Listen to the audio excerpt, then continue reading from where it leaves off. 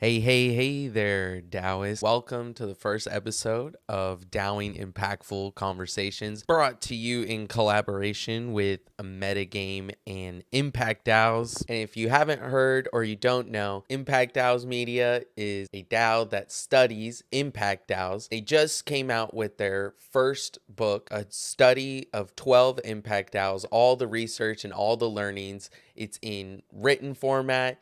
It's available for free, and it's also got its own podcast. And Metagame is a massively multiplayer online coordination game. If you haven't checked out either of those projects or you don't know anything about them, this podcast is perfect for you. We're going to be talking about Impact DAO's current progress in a very meta manner. We're also going to be integrating with Metagame and showcasing their operating system and becoming one of the first new houses of Game Chain, Region, Impacts. I don't know. Maybe you should decide what the name should be. Drop a comment down below when you're finished listening to this episode. In this episode today, we talked about being bossless. We talked about pod level governance. I had a fun time reflecting on season 1 of Impact DAOs with our guest Seneca. And now here's Deepa with the next intro. This is me, Deepa. I initiated Impact DAO Media in Seneca. Also, should I say your real name? Matthew is an OG of this team. He was there on day one of the launch when we launched on Zoom with a very basic plan of what we intend to do. After that, we basically just went to a Discord and spent some time there chatting and just building up on all the energy and the discussions that we had on the Zoom call. And that's how we got started as Impact DAO Media. We've got Alkohlmist, who's just joining us right now. Hey. So Alkohlmist, I'm doing an introduction of all of Impact DAO Media, how we got started, how Matthew was part of the original team, and then you came along during the course of running this DAO, and you helped us co-host our Twitter Spaces. We did a very important Twitter Space with Alkohlmist in terms of defining what Impact DAOs are. So we got all the community people involved on that Twitter Spaces, all the people who are engaged in the social impact space and DAO space to come and talk about what are the key characteristics of an Impact DAO. And based on those discussions, we defined what Impact DAOs are, and that definition and that characteristics goes into our Impact DAO book. So it was a community-driven process based on the understanding of people running Impact DAOs. And Alkohlmist also hosted a couple of other critical podcasts for us. There was one on voting. How much should a DAO vote? And the other important one was on political ideologies and DAOs, and which is a more appropriate ideology that relates to DAOs. It's definitely not democracy, it's not communism. It is a lot like communism. It's literally so Marxist, it hurts. Don't you do it. Don't you think that. It's going to be a blended approach to how DAOs, what ideology they should apply. I've been asking Alkohlmist that maybe he should write the DAO manifesto based on taking the best from some of these ideologies that exist, and people know which one to follow or not to follow for that matter.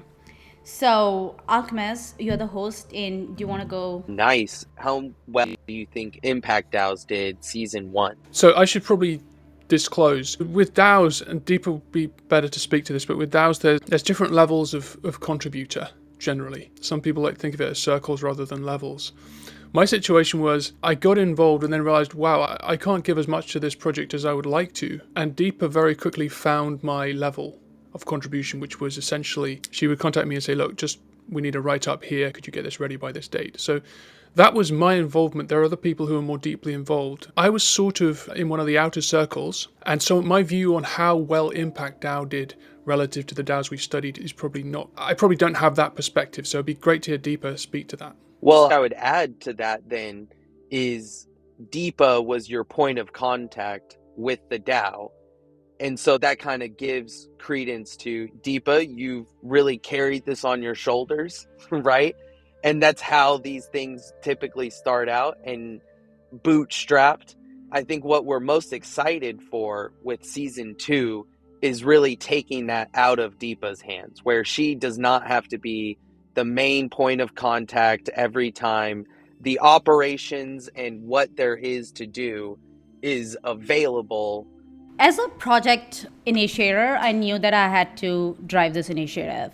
And I wanted to do it the DAO way because I'm studying DAOs. It's good to experience one yourself. And then I thought we'll have, living a DAO life will give us all these right questions to ask the DAO members that we are studying, because these are the same problems they are going through and we're going through the same problems.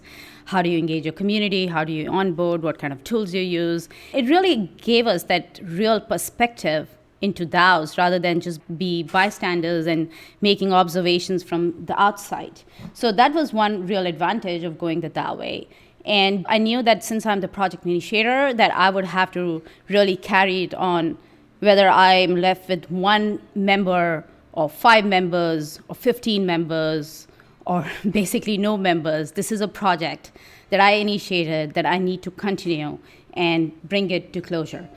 So it was really driven by my desire to learn, and I'm so glad that so many people joined in this mission and were eager to study DAOs. And even though Seneca was never part of the core team, he's an incredibly valuable member of this DAO because he's written those incredible summaries for Bankless DAO. Every 2 weeks, our study results were getting published in Bankless, and Matthew, also known as Seneca, was summarizing those results for Bankless. He's also the editor-in-chief for the book, and during the last 7-8 days, it was just him and me working on the book. We were the pod, basically. There were 3 people initially, and then one dropped out, and it was just him and me. And having that time zone difference really worked well for us. He's based in Korea, I'm in Canada, and so by the time I ended my day, his day was just starting, and we really got the book out on time, just continuously 24 hours working on that book. What I've realized is that every member needs to be treated differently. Like, some people are highly valuable and have the right skill sets, but they might not want to be engaged in day-to-day operations because they are just busy with other things that's going on in their life. But then how do you keep them engaged, and how do you find meaty roles for them, something that excites them? And so that's the kind of the role that I've played in the DAO, is just understanding every DAO member, understanding their needs, their passion, and just finding the right fit for them. Yeah, great.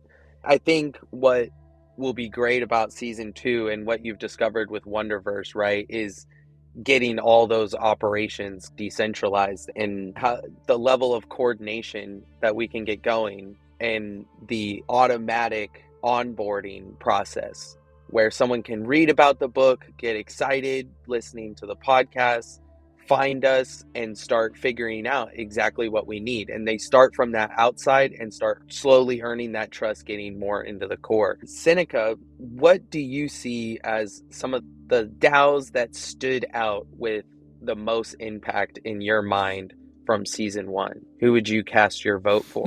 I mean, if you don't mind, I'd rather not name a specific DAO, because I think that there were just some general things which I saw as linking most of the DAOs that succeeded, which I found very interesting, because, there are so many different areas of Impact DAO. It's not like trying to become, like trying to get into the S&P 500 or something, because whichever direction you go in is the right one for you. So it's not like trying to become the biggest Impact DAO. But specifically this thing around, actually, I wouldn't mind hearing Deepa's perspective on this as a boss, because as a leader, because I'm fascinated by this. Bosses don't survive in DAOs, but leaders are necessary. So if Deepa had been a boss to me, I wouldn't have stuck with it because I'm unemployable. Totally agree. Whereas what a leader will do is to inspire people to want to contribute. Of course, there has to be the intrinsic motivation there. And I think that, I would guess, is a thread that runs through the successful DAOs. Every DAO that we studied, was one of the criteria was they had to be successful, as in they had to have got off the ground, they had to be sort of well on their way to making impact. So this leader not boss thing for me was something that really impressed me, and which I experienced just myself in my contributions to the DAO, because it very much was a case of leadership. I was not in the Discord every day. It was very much Deepa having to figure out, okay, how does this guy contribute? What motivates him? and she did that incredibly well. I would assume that that is part of the formula for success of a DAO. It doesn't answer the question which you posed, which is, okay, so what happens when Deepa steps back? I mean, that to me is still an open question. I'm fascinated to see how that will play out. Well, there's only so much of Deepa to go around, right? What my hope is that there are too many contributors, too many people trying to come in from the outside, that it really is necessary, right, that the operations go beyond Deepa, because she can only be a leader to so many people, the 150 person Dunbar effect. I think with DAO tooling, with all these Web3 things we've been studying, because the community has certainly grown, and now the first proving has happened. The book is out, it's published, there's a highlight for people to get attracted to us.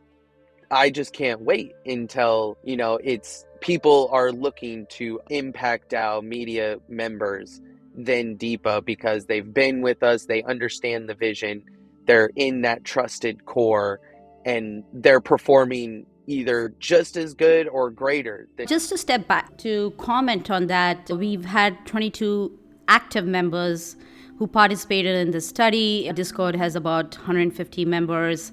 Out of those 22 members, a lot of them were engaged in phase 1 and 2 of the project, which was basically conducting interviews, doing research analysis, extracting quantitative data from those conversations and putting them in the spreadsheet, doing transcriptions. And then quarter 3 and 4, which was basically just compiling all the learnings, deriving insights, getting the book ready, was done by a totally different set of contributors. So in terms of contributors who've really stayed from the very start to the very end, I would say are just maybe three contributors, out of the 22. It's very important that Impact DAO Media continues to be efficient and have a clear-cut vision and a mission and be lean and be results driven, because a lot of DAOs sometimes forget why they exist and that they exist to get work done, but then they start focusing a lot on other peripheral stuff that goes into the DAOs about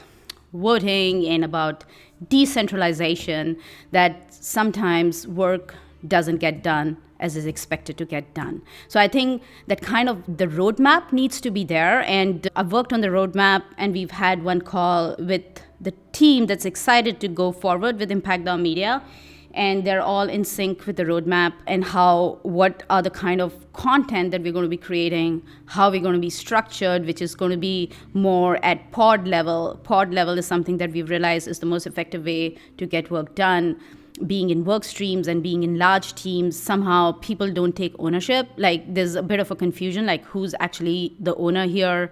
Also, given the nature that everybody is part-time, like everybody is very task-based, the ones who are actually putting in full-time work or are putting in certain number of hours have a better understanding of what's the real health of the organization and how things should go on. So I think it's very important that there's a roadmap, there's a clear-cut vision, and after that, we decentralize at the pod level. If there's a pod for podcasting, if there's a pod to make videos, if there's a pod to write, and there's an entire pod to basically have multiple formats of that book that we've already put it out, because the idea is to put it out in formats that people easily understand. As I said, some people are visual learners, some people love to listen and learn, and some people like to write. And some people just like short form content, nothing more than bullet points. So we need to put that book out in multiple formats, so there'll be a pod taking care of that. And I expect that every pod has its own leader, right? Because it's important that there's a leader, not one leader, but multiple leaders. But then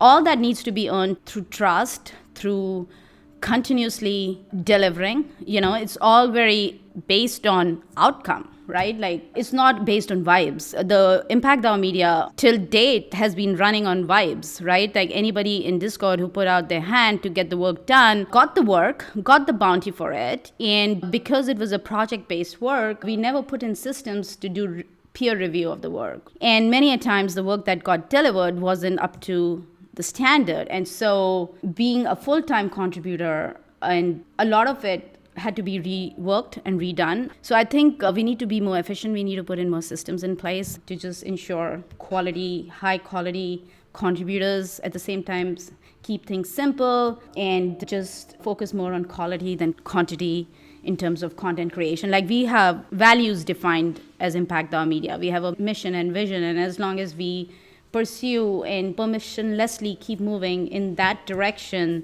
then I think we're all good. Yeah, that all sounds great. Seneca, for season 2, what do you think you'll be looking to do? Some more of the same? Have you gotten a look at any of the new proposals for things we're doing? Or, yeah, what are you kind of most excited about? This is the first conversation I've had with Deepa in a while, so I'm not actually privy to the plans for the next phase. So I'm probably not best placed to answer that question. Nope. But I mean, I did have just maybe to just backtrack a little bit. I'm curious to, so when you asked me like which DAO impressed me, one thing that particularly impressed me about Ukraine DAO was the interviewee really stressed the selective nature of their approach. I was trying to think about what's the main thing that I got out of the research, and it was finding out a lot of things which we think are true about DAOs are not actually true.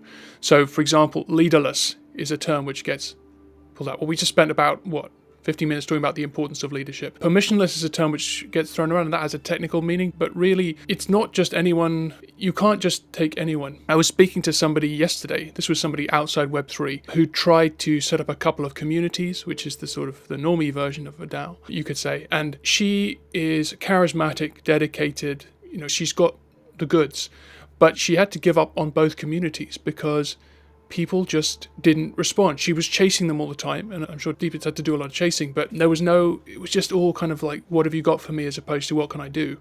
So the Web3 space, I think, automatically selects for people who have some kind of intrinsic motivations. That's good. And on top of that, maybe you need to think about, well, how do we ensure that the right people are involved? So again, I'm curious to know, because I never actually got a chance to ask Deepa about this, what's your perspective on selection? Yeah, assessment is very important, I would say that. And this is something that I've learned over the last 6 months.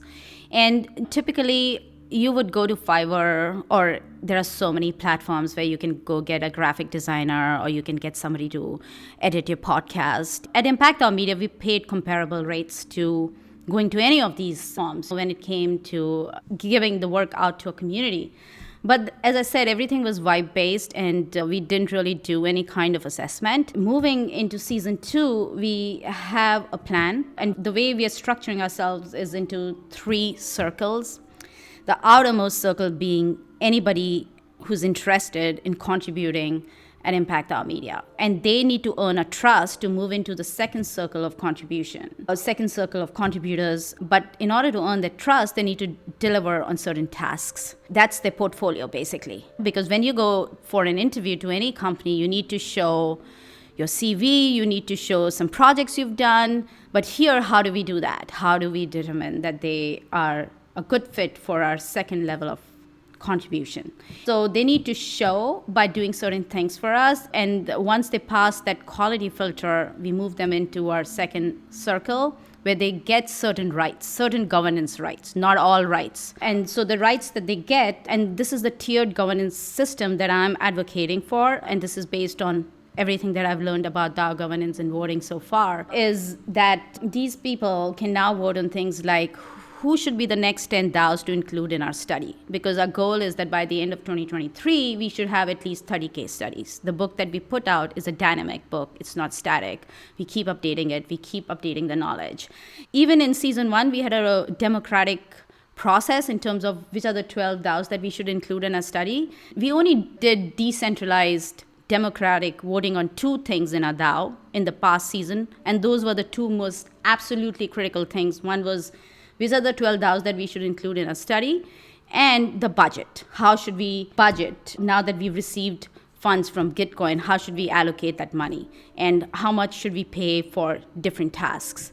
On budgeting, we spent over a month. On deciding which 12 DAOs to include in a study, we spent another month. So these were the 2 most important things. Besides that, everything was very easy. Like, anybody had any ideas, we just put it out on Discord. We discussed those ideas. We did emoji votes, just to show of support, like if you agree with it or not. That's how it's been in season 1. But in season 2, again, once they prove themselves and they come into our inner circle, those members will get certain rights, certain governance rights. For instance, they can decide the next 10 DAOs to be included in a study, or who should we invite on a podcast. things like that. And the innermost circle is the circle which is made up of core contributors. Core contributors are the ones that have put in sufficient amount of time in building Impact DAO Media. They are the ones you could compare. Maybe we need to figure out a minimum time investment, but they are the ones who are actually thinking all the time. They're not here just for part-time boundary-based work, but they're thinking, living Impact DAO Media.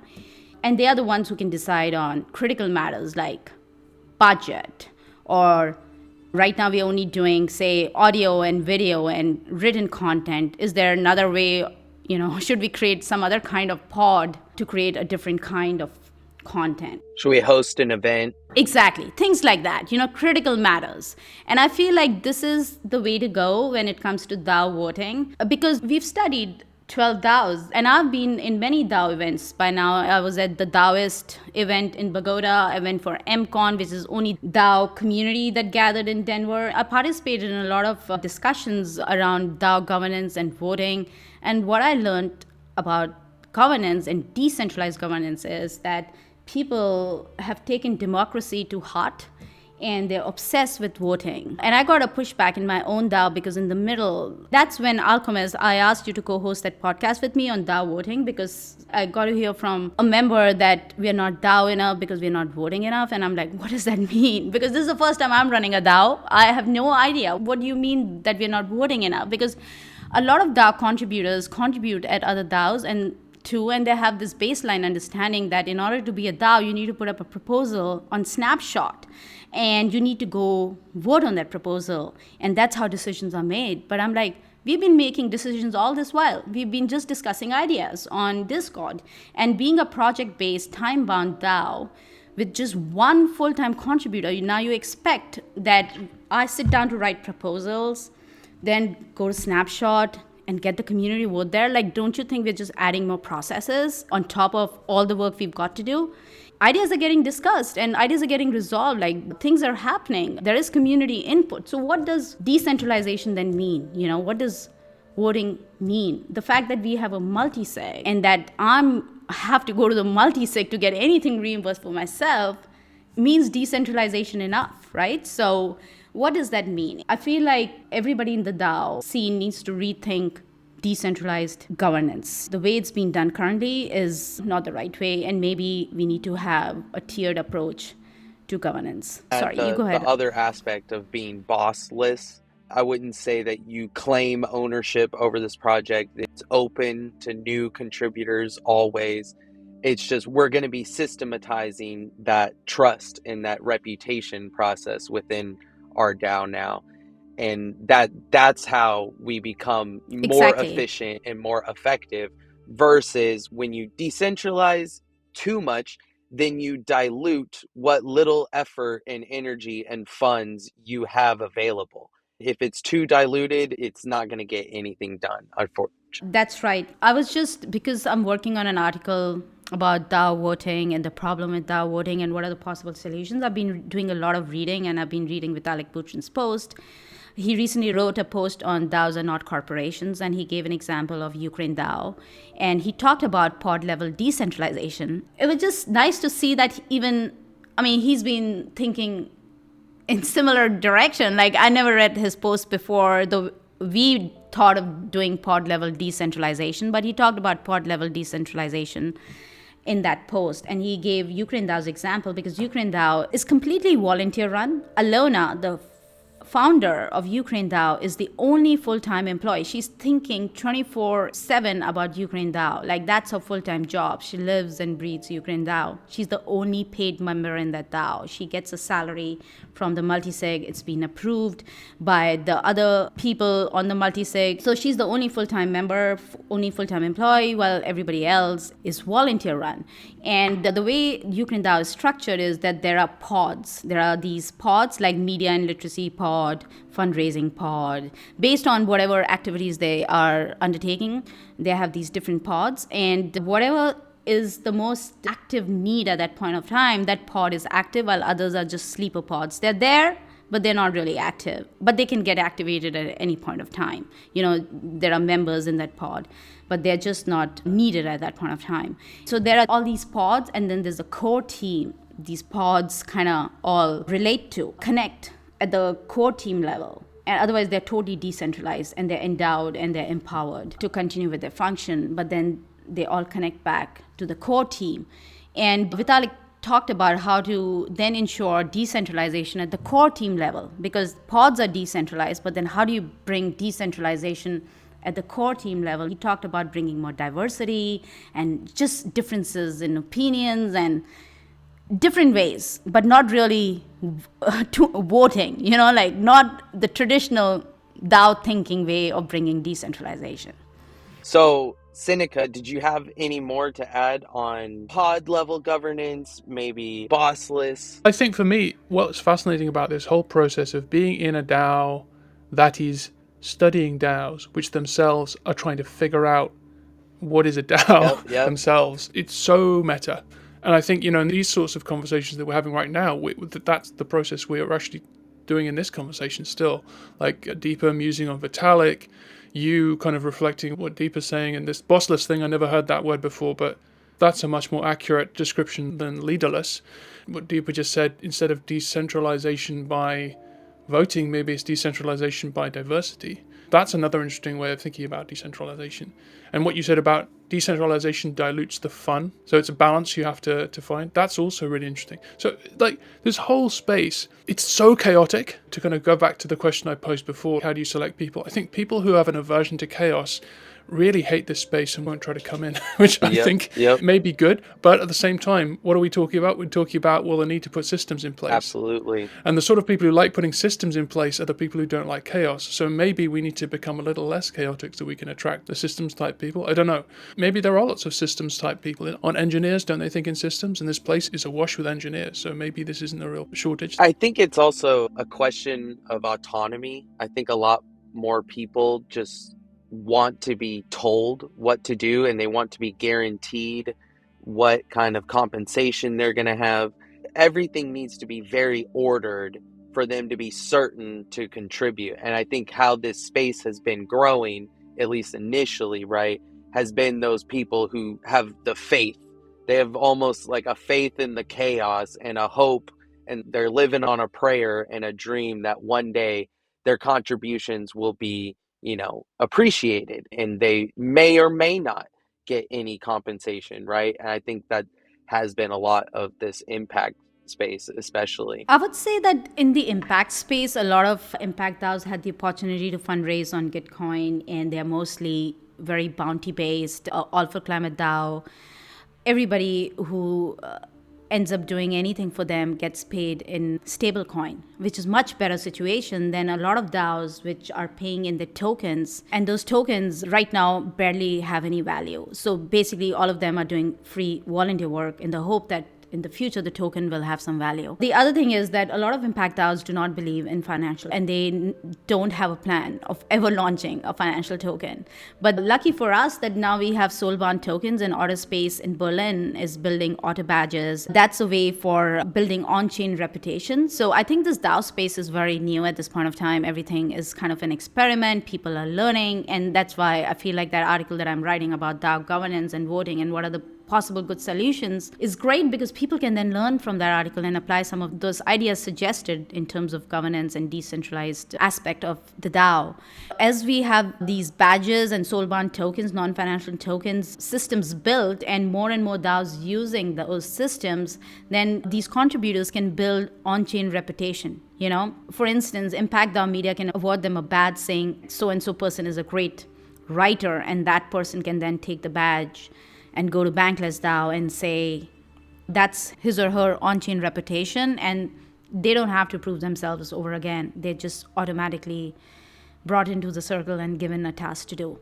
So I think a lot of these things are getting built as we speak, and Autospace is one of the leading ones in terms of having these badges to authenticate people's skills. Also, Wonder was on Impact DAO Media's Twitter Spaces. They talked about this feature that they're going to be launching soon, which is basically giving an NFT, which is again, a proof of work, like that you've completed the work that was assigned to you through their decentralized task management system, to the contributors. And then the contributors, the more they collect, the more trust they earn from that DAO, it just helps them also build their on-chain reputation, because those NFTs are then the proof that they've completed the work and that they've completed the work fine. So kind of going off the Otter Space and Wonderverse and then back to what you were saying, Seneca, about this meta conversation, that's kind of what this podcast will be a lot more about, is having that meta conversation where we're looking at ourselves, we're looking at the Impact DAO space as a whole, not just only the ones we're researching, looking at what we can take. And speaking of meta, we're also going to be partnering with Meta Game, and that outside contributor, the people that are just initially getting onboarded, gamifying the process of learning about Impact DAOs and all the necessary knowledge you need. One, to maximize your impact first and foremost. That's what we want to be mostly about. And then two, how do you contribute to us? So as you collect course learning NFTs, which we've got plans to release with 101.xyz, so that's not you doing a bounty or you fulfilling what work is available. It's perpetually available work. We're always wanting people to prove themselves and prove that they've learned something from us. And then there's also quest chains. I think that will be a great way of doing non-bounty specific work, where, okay, if you retweet one of our Twitter spaces, one of our threads, that is building reputation with us, and that's building trust as you want to move further and further into the core of our contributors. It's important that when they move inside a pods, that they also qualify to be fitting for that pod, that they have the needed skill sets. Like they should be able to host Twitter spaces, for instance, or ask the right questions, or be able to write great content. I think skill-based assessment is still needed, besides the commitment to impact media. Yeah, that comes at the inner Yes. core. The outer core is how we reward and give opportunity to those people. That's right. Just on DAO governance, I was re-listening to Klima DAO's interview with Marcus. So Klima DAO launched as a DAO first. So the day they launched their protocol, they launched the DAO. And I was also listening to Proof of Humanity. We interviewed 3 people from Proof of Humanity, including this chief technology officer, the founder, and a developer from Proof of Humanity. All their learnings about DAO voting and governance is because they went the full decentralized way initially. What they have to say now is find a middle path, Do not go fully decentralized, and do not launch with one vote, one person. One person, one vote. Do not launch with that model, because they had 16,000 people that they authenticated on their registry, and each person automatically got one vote. So now they had 16,000 token holders voting on every decision that Proof of Humanity has to take. A lot of those decisions were around the protocol-based decisions, technical decisions. So imagine like a UBI holder, like a unconditional basic income token holder in Brazil, just an everyday person with no technical expertise, is now expected to vote on matters like this. And they did employ delegate voting, like the person could delegate his or her vote to the appointed officials who have better knowledge about the subject matter, and these people then cast the final vote. But what they also experienced is that a lot of people weren't delegating their votes. They're just not interested at the governance level. They most likely didn't vote at all. They didn't, and they suffered from low participation. They didn't even delegate their vote. They didn't have to vote. All they had to do was, hey, I'm going to give you my vote, and you vote on my behalf. But they didn't do that because they anyways have so much going on in their everyday life. They don't have the skin in the game, right? Absolutely. So they're not involved in their everyday operations, and this is a token that they seem to hold. But it's like, how many times you are a shareholder of a certain company and you get a letter about certain changes, like how many times I know you put your money in there and you might want to read that letter, but sometimes you just don't have time to go through the details, and you don't take any action. Kind of like the most recent Elon Twitter poll too. No one had skin in the game. There's no civil resistance, no reputation building with any of them. It was just a mess. Just going to take a quick moment of your time and thank our sponsor for this video, me. IRL, I work for eXp Realty. So if you hit me up next time you're buying, selling, renting your home, you just want to create a little bit more impact with that transaction, hit me up. You'll really be helping support this show and the DAOs that I work with.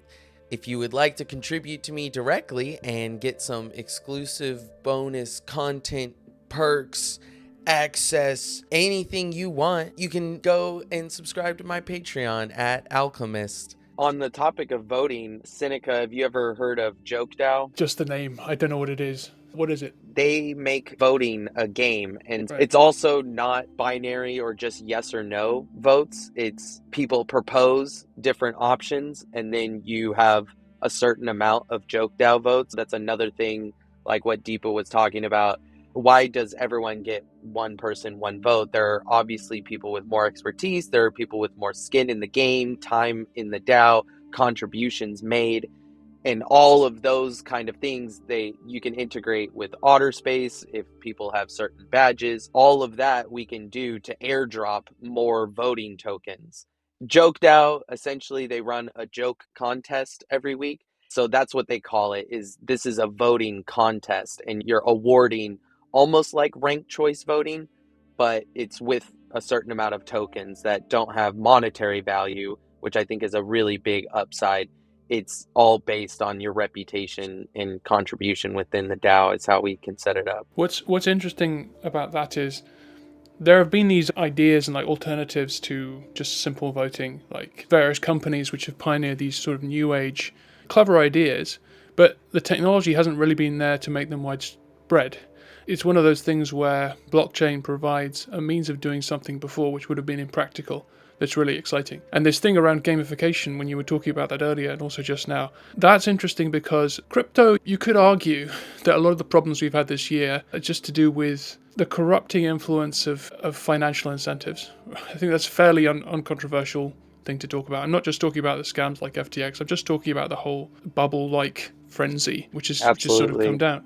But gamification is interesting because it's extrinsic motivation, but people are not being rewarded with money. So people do not play Scrabble for money or Monopoly for real money. They give up whole nights of sleep to play games in which they actually spend money. And yet it's a real powerful motivator, nonetheless, which doesn't involve actual finance, or at least financial incentives. If we can replace the money with dopamine, or just to put it more positively, the desire to progress, the desire to grow, which is a very, very deeply rooted human instinct, and use blockchain to somehow underwrite that technologically, that would be an amazing achievement. Of course, we don't know exactly how it's going to work yet, but it's exciting to contemplate nonetheless. Yeah, we've got lots of ideas that we're working on and collaborating with Metagame, becoming a guild within their new houses. I think just like what you said, giving some kind of extrinsic motivator that's not monetization, because it's been so obvious how capture prone it is and how plutocratic DAOs become when it is the financial incentive that is the highest priority.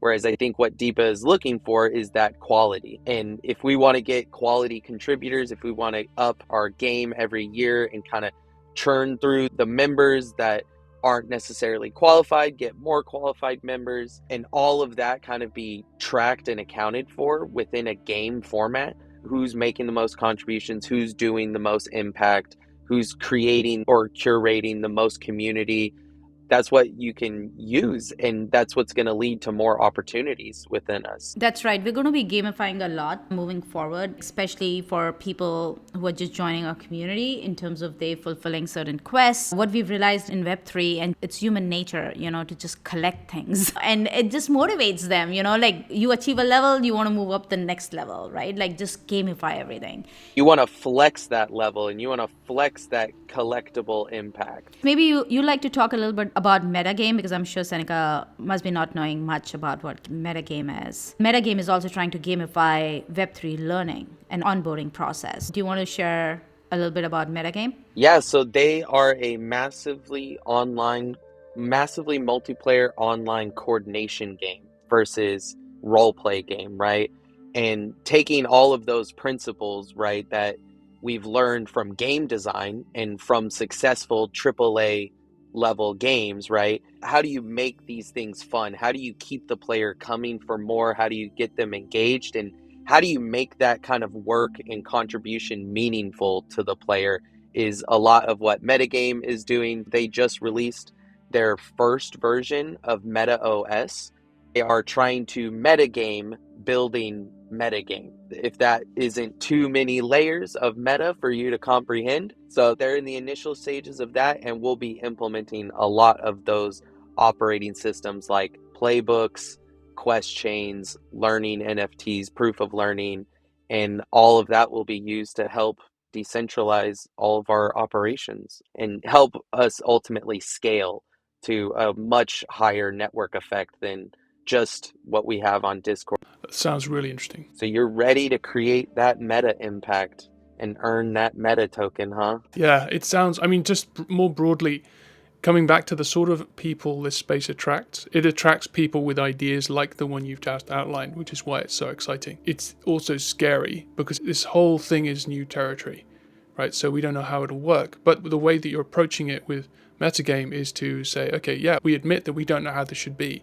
Everyone needs to pitch in and help. And one way or another, we're going to figure out how to do this. So, I mean, for me, that's a case study of why this whole Web3 frontier is so inspiring. And also why, I mean, one of the things I loved about the Impact DAO project was it was explicitly not about what most people associate crypto with, which is how do we find the next big thing that's going to go to the moon or something. It's nothing to do with that at all. And for me, the interesting stuff is definitely elsewhere. It's not the exciting, how do I become a millionaire overnight? It's how does society overall become better through the actions of individuals? That to me is interesting. The internet has not made me rich, it's just made my life better. And Web3 can probably do the same thing through things like the project you just outlined. So it's all super inspiring. Awesome. Good to hear, man. I totally agree with Seneca, what he's saying about Web3. I think what's very exciting is that we are totally reimagining and experimenting with ways of collaborating on the internet. Right now, a lot of internet-based collaboration has been around consumption or, say, playing games. But DAOs provide a meaningful opportunity for people to spend time on the internet, collaborating.